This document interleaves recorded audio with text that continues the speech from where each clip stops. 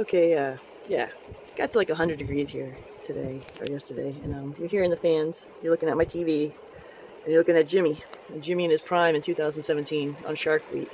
So let me just hit info. So this video said in 2020, expert shark diver Jimmy Parrington nearly dies in the jaws of a great white. A year later, he looks to overcome his PTSD, post-traumatic stress disorder, and get back in the water. And he does, and it's a great show, and it brings you on a journey about Jimmy. He's works with sharks, and it's very unique about what happens to him. Well, it's not actually, and this is like a great example of, I'm just going to rewind it here, of how we are the witnesses. You know, we're witnessing what's going on, and we really can connect the dots, and we really do understand what's happening. And also, I got a kitten. Whoa. Ain't nobody crying. I got a kitten in here. Just named her a few days ago, Sakara. Ooh, I'll take you back. Yeah, she takes you back to the oldest pyramid. The oldest pyramid. Anyhow. So, yeah, and this is something I knew I had to do. Right, snout touching. So he's doing snout touching.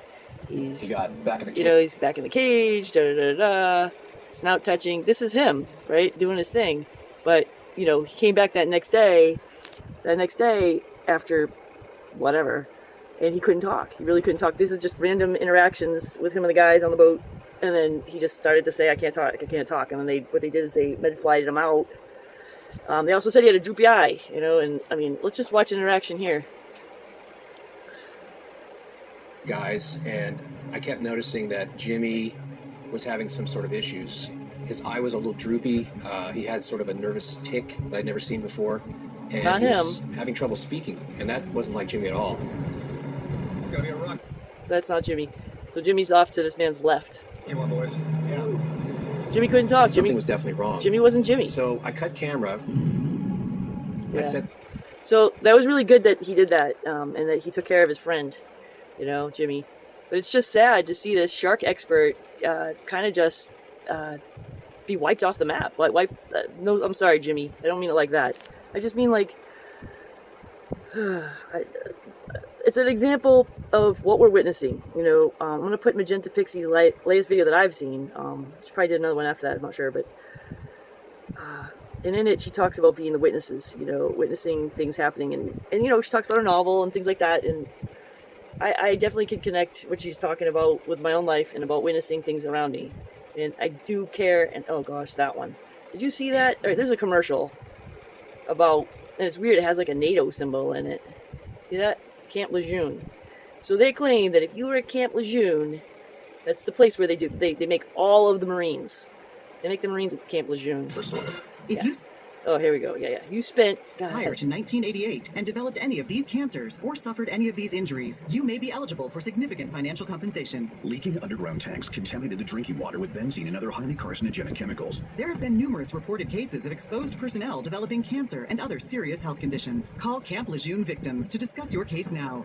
And when you read all this stuff, it's like, what are they talking about? It's like, you read this stuff here, it's like, it's time to file in your state, maybe limited to due to restricted deadlines. Your claim may not be accepted if you wait. Certain states may consider this an attorney advertisement paid for by a non-attorney spokesperson, right? And then they're like, Camp Lejeune Victims is strictly an awareness and marketing group and is not a law firm or a lawyer referral. Like, what is this? This is just so strange. Oh my God, I have a kitten on my head. There's a kitten climbing up my back, and it's just crazy. I think she just can feel my, like, you know, what kind of a symbol is that? This is strange. It's like, I would not call that. You know, if you're on the do not call registry list, it's just like strangeness everywhere. So watching this Shark Week thing with Jimmy, and you got Camp Lejeune, and it's like, what is going on? And we definitely, some of us do know what's going on. It's you know, as Magenta would say in her novel, and I really love the novel she's writing. It's, you know, because it kind of puts it all together. Yeah, it's a kukiruku. It's a juice. It's just a strange, like, biofication inside the village. You know, the strangeness of going on. Anyway, I haven't even seen 10 years ago, we had I was prey. Oh my God. All right, so very interesting stuff going on.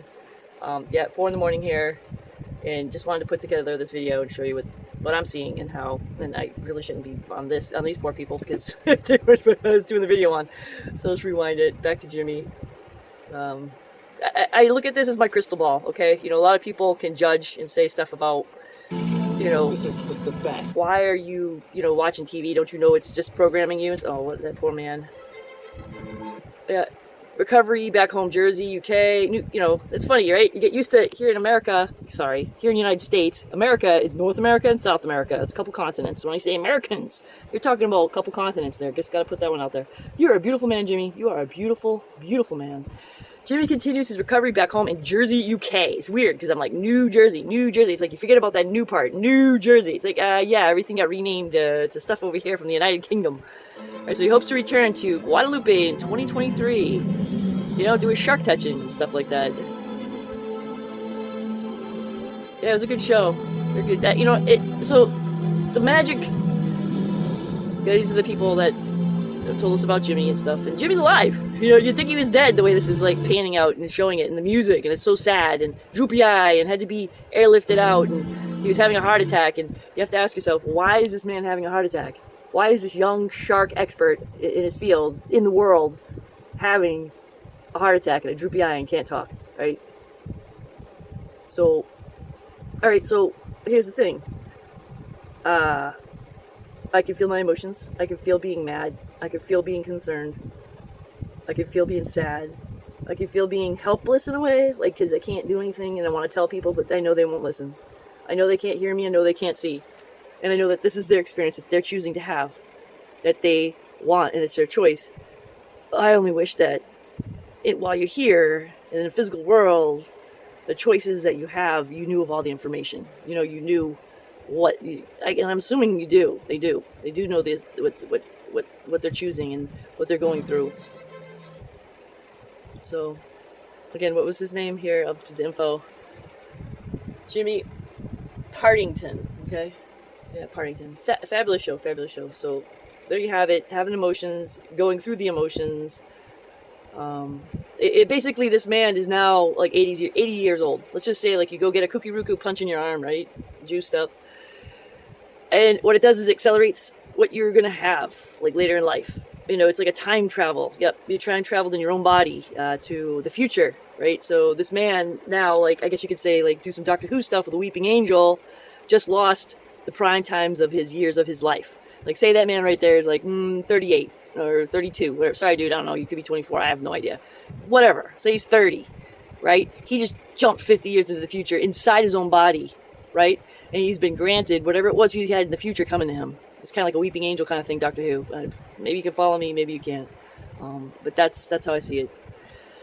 And, you know, those of you who don't even understand what the heck I'm talking about, why'd you watch the video all the way to this point, you know? And maybe there's something inside you that makes you realize, like, whoa, what the heck? I think I'm connecting dots about what Shell's talking about. And I wish you luck on that. You know, I hope that you can connect the dots, and I hope that inside your subconscious you can understand what I'm trying to tell you. And sometimes coming out right with the exact truths could cause you to stop.